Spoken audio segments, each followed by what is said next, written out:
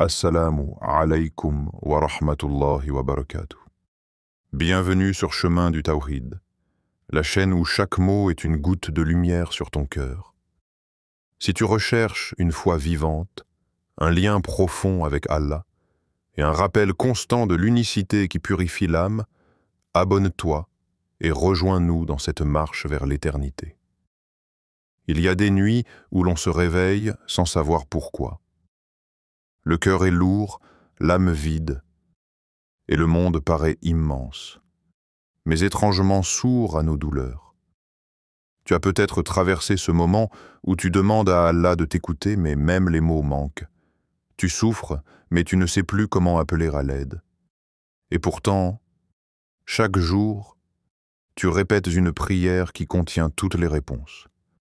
Une sourate que tu connais par cœur, mais dont le secret reste voilé. Al-Fatiha. Une ouverture, un commencement, mais aussi une clé. Allah l'a placée au cœur de notre vie spirituelle. Elle est la seule sourate que nous devons réciter à chaque raka de chaque prière. Pourquoi? Pourquoi cette sourate et pas une autre? Parce qu'elle n'est pas seulement une invocation, elle est une carte, un cri codé, un appel structuré, un guide dans le chaos. Le prophète a dit « Il n'a été révélé dans la Torah, ni dans l'Évangile, ni dans les psaumes, ni dans le Furqan une sourate semblable à la mère du livre, Al-Fatiha, rapporté par At-Tirmidhi. Et Allah dit dans le Coran « Et nous t'avons certes donné 7 versets que l'on répète, ainsi que le Coran sublime. » Sourate Al-Hijr, verset 87. Al-Fatiha est une réponse. Mais encore faut-il savoir poser la bonne question. Qu'est-ce qui te brise? Qu'est-ce qui t'empêche de respirer profondément? Perte de repères, solitude, anxiété, dette, maladie, incompréhension des autres? As-tu déjà pensé que peut-être chaque verset de cette sourate correspond exactement à une blessure cachée en toi? Et si tu l'avais toujours vue comme une récitation, mais jamais comme un remède? Car celui qui entre dans Al-Fatiha avec son cœur n'en ressort jamais les mains vides, mais encore faut-il apprendre à y entrer. Combien de fois as-tu prononcé cette phrase sans t'y arrêter? Combien de fois as-tu débuté une prière, une action, un jour ou un chapitre de ta vie, en disant ces mots presque machinalement? Et si cette première ligne de la sourate Al-Fatiha contenait, à elle seule, la clef de tout commencement véritable, au nom d'Allah, le tout miséricordieux, le très miséricordieux. C'est par ce nom que le ciel s'ouvre, c'est par ce nom que les épreuves s'allègent, que les chemins se dénouent, que les âmes se relèvent. Ibn Qayyim disait « Tout ce qui n'a pas commencé par Bismillah est coupé de la bénédiction, car ce nom, Allah, englobe tout. Il est l'essence, la source, l'absolu. Tous les autres noms en découlent. Et lorsque tu commences par lui, ce n'est pas toi qui avances dans la vie. C'est lui qui te guide à travers elle. Mais regarde bien les 2 attributs que Allah choisit pour commencer ce livre de guidance. Ar-Rahman et Ar-Rahim. 2 formes d'un même amour divin, mais avec une intensité différente. L'un est général et vaste, l'autre est particulier et intime. Pourquoi Allah ne commence-t-il pas par Al-Jabbar, le contraignant, ou Al-Qahhar, le tout-puissant dominateur? Parce qu'avant même que tu parles, avant même que tu le supplies, il t'a déjà entouré de sa miséricorde.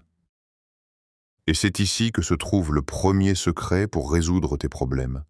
Tu n'es pas seul. Et tu n'as jamais été seul. Lorsque tu dis « Bismillah », ce n'est pas une formule. C'est un abandon. C'est comme si tu disais « Oh Allah, je ne commence rien par moi-même. Je t'invoque, je t'invite dans ma douleur, dans mes doutes, dans mes blocages.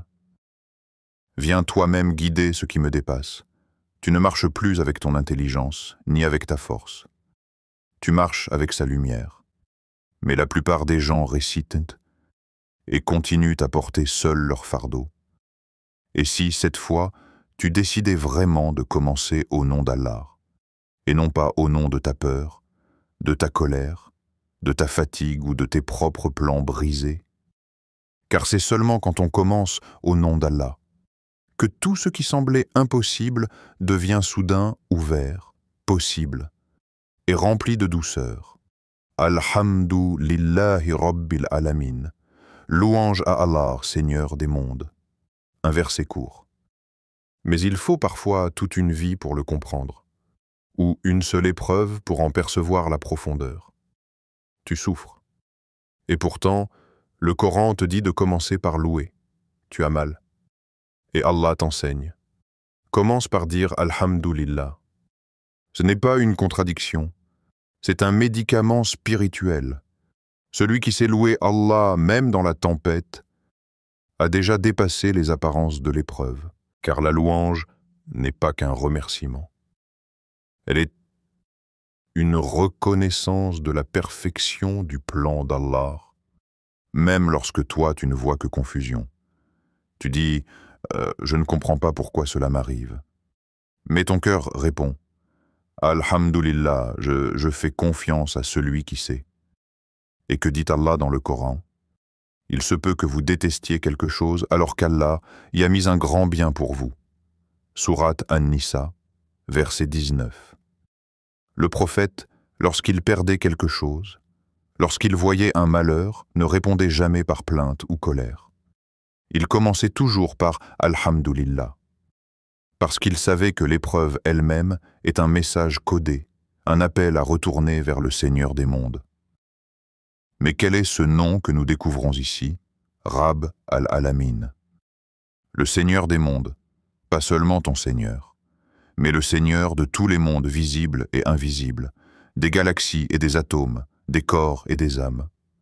Cela signifie que ton problème, aussi immense soit-il pour toi, est déjà maîtrisé par celui qui gouverne l'univers entier.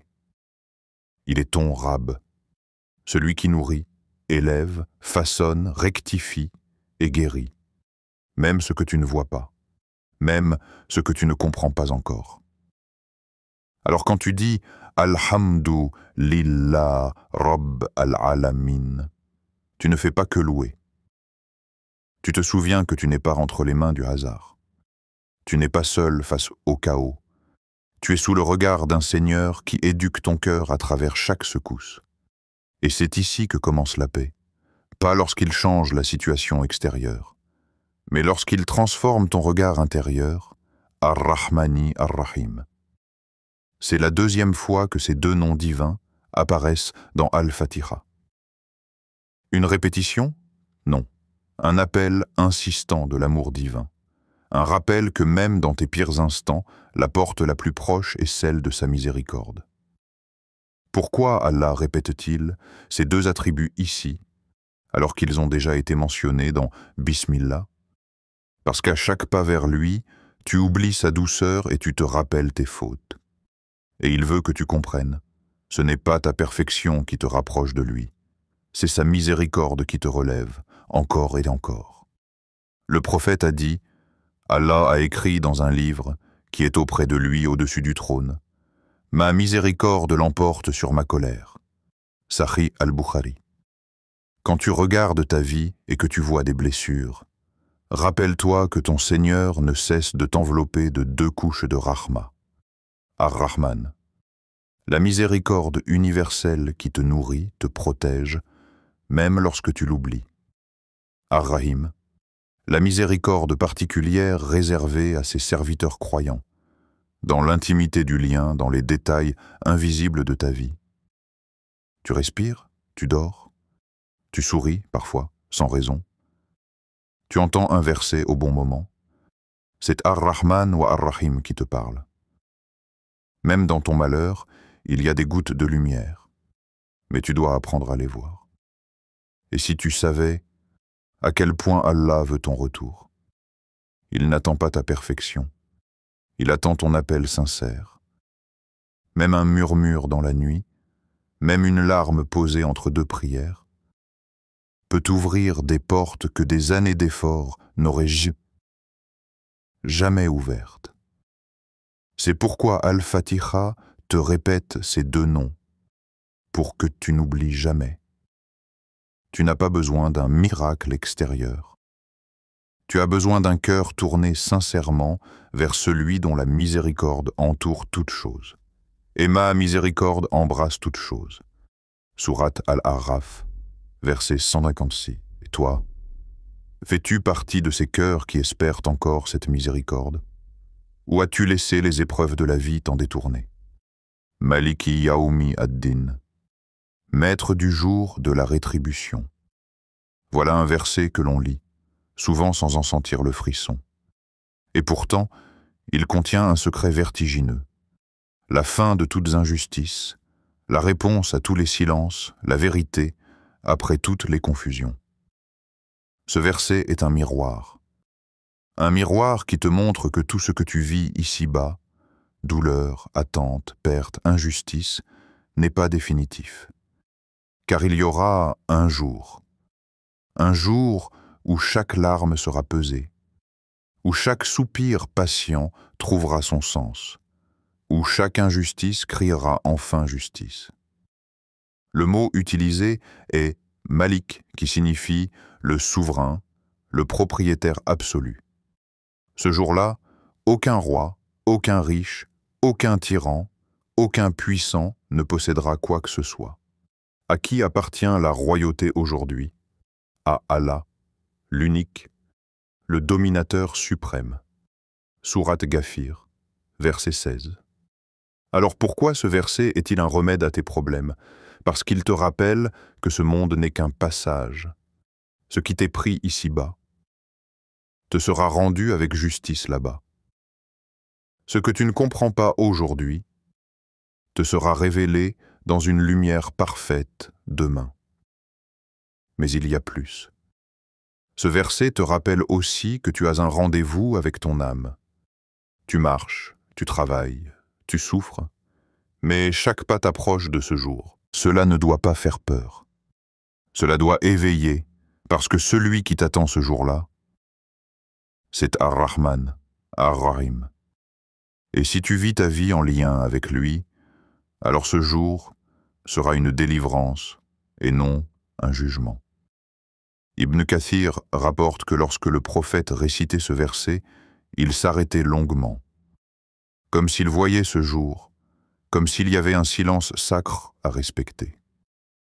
Et toi, quand tu dis « Maliki Yaoumi ad-Din », que ressens-tu? Est-ce que tu te rappelles que ton histoire ne s'arrête pas ici? Est-ce que tu te souviens que celui qui te juge n'est pas un être humain, mais le maître absolu, infiniment juste et infiniment doux? Peut-être qu'il faut apprendre à voir ta vie non pas à la lumière de ce monde, mais à la lumière de ce jour qui vient. Iyyaka na'budu wa iyyaka nasta'in. C'est toi seul que nous adorons, et c'est toi seul dont nous implorons l'aide. Il n'existe pas de verset plus direct, plus intime, plus bouleversant pour l'âme sincère. C'est ici que la sourate Al-Fatiha cesse de parler de Dieu et commence à lui parler. Tu dis « toi seul », tu t'adresses enfin à lui, tu quittes les gens, les plaintes, les regards extérieurs et tu t'élèves dans une déclaration d'amour et de dépendance. Tu ne cherches plus à comprendre pourquoi tout arrive. Tu dis simplement « c'est toi que j'adore et toi que j'implore ». Pourquoi est-ce un secret pour résoudre les problèmes de la vie? Parce que toutes les difficultés naissent quand on se coupe de la source, quand on attend des autres ce qu'Allah seul peut donner, quand on s'accroche aux causes et qu'on oublie le créateur des causes. Ce verset te replace à la racine de l'existence, l'adoration pure du tawhid, sans associé, sans intermédiaire, sans attente autre qu'en Allah. Et ce n'est pas une simple information, c'est une déclaration. Tu dis « Iyyaka » avec force. Le mot vient en premier pour insister. Toi et toi seul. Le prophète disait que celui qui récite Al-Fatiha avec sincérité, C'est comme s'il entrait dans un dialogue avec Allah. Et là, à cet instant précis, c'est Allah qui t'écoute. Mais ne dis pas Naboudou, sans comprendre ce que cela implique. Adorer Allah, c'est se soumettre entièrement à sa sagesse, dans la facilité comme dans l'épreuve. Et dire Nasta'in, c'est reconnaître que tu ne peux rien sans son secours. Tu peux faire tous les plans, voir tous les spécialistes, faire tous les efforts. Mais sans l'aide d'Allah, il n'y aura pas de soulagement durable. Combien d'angoisses naissent quand on oublie que l'aide vient uniquement de lui? Combien de blessures restent ouvertes quand on cherche la paix là où elle ne peut exister? Ce verset est une clef, une remise à l'endroit. Tu reviens à ton rôle de serviteur, tu redonnes à Allah sa place de maître, et soudain, tout s'aligne. Car quand ton cœur est dirigé uniquement vers lui, tout ce qui te trouble autour de toi devient silence. Et toi, quand tu dis « c'est toi que j'adore et c'est toi que j'implore », le dis-tu avec la langue ou avec l'âme entièrement prosternée devant le Seigneur des mondes? Ihdina ce sirat al-mustaqim, guide-nous sur le droit chemin.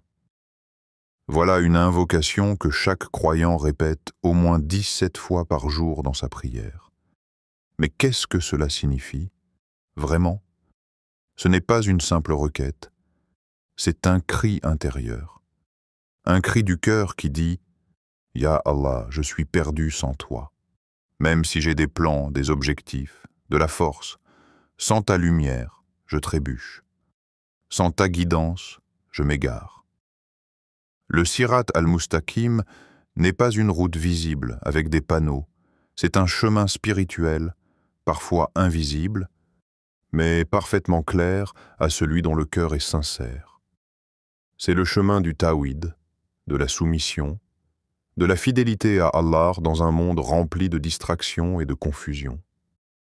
Ce verset, c'est le cri du voyageur qui ne cherche pas une destination mondaine, mais un retour au paradis. Le prophète a dit « Tous les enfants d'Adam s'égarent, mais les meilleurs sont ceux qui se repentent souvent. » At-Tirmidhi, authentifié par Al-Albani. Quand tu récites « Ihdina », tu ne demandes pas seulement la connaissance, tu demandes la capacité de l'appliquer, la constance sur le droit chemin et la fin heureuse. Parce que parfois, tu sais ce qu'il faut faire, mais tu n'as pas la force. Parfois, tu connais le bon choix, mais tu es paralysé par la peur ou l'attachement. Alors ce verset devient un refuge. Il dit à Allah, « Dirige-moi, pas seulement par ton livre, mais par ta lumière dans mon cœur, par des signes dans ma vie, par la douceur que tu déposes en moi quand tout vacille. » As-tu remarqué que tu ne dis pas « guide-moi », mais « guide-nous », car personne ne peut rester sur le bon chemin seul. Ce verset nous rappelle aussi la communauté des croyants, ceux qui cherchent ensemble, qui s'entraident, qui se rappellent Allah mutuellement. Et si tu vis ce verset avec sincérité, tu commenceras à voir les détours, les pièges, les illusions de cette dunya. Et Allah te fera sentir la paix profonde qu'on ressent uniquement quand on est sur la route qui mène à lui. Alors pose-toi la question, quel est le chemin que ton cœur suit en ce moment? Et surtout, qui te guide vraiment? Le chemin de ceux que tu as comblés de tes bienfaits, non pas de ceux qui ont encouru ta colère, ni des égarés. Surat al-Fatiha 27. Ce verset te montre qu'il existe 3 grandes directions spirituelles dans la vie, et chaque être humain se trouve sur l'un de ces chemins, toi aussi. D'un côté, ceux qu'Allah a comblés de ses bienfaits, ce sont les prophètes, les véridiques, les martyrs et les justes.